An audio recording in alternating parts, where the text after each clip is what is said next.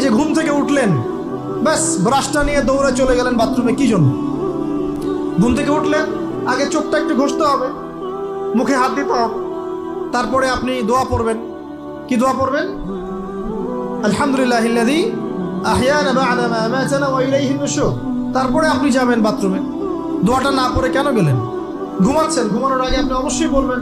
ঘুমানোর আগে একদম একটা গান শুনে, একটা গার্লফ্রেন্ডের সাথে 10টা মিনিট কথা বলে, হ্যাঁ জান রাখি, ব্যাস, তারপরে ঘুমিয়ে গেলেন। ঘুমটা আপনার জন্য ইবাদত হলো না? হারামে লিপ্ত হতেন না? আল্লাহুম্মা বিইসমিকা আমুতু ওয়া আহইয়া পড়তেন, সূরা মুলক পড়তেন, সূরা কাফিরুন পড়তেন, সূরা ফালাক নাস ইখলাস পড়তেন, ঘুমিয়ে যেতেন। পুরো ঘুমটাই ইবাদত, পুরো ঘুমটাই নাকি? ঘুমিয়ে আছেন নাকি পাচ্ছেন? আপনি ইচ্ছাকৃতভাবে আপনার আমলটা নষ্ট করলেন। ইস্তেঞ্জা করতে গেছেন, ইস্তেঞ্জা করতে গিয়ে গান শুরু করে দিল বাথরুমে।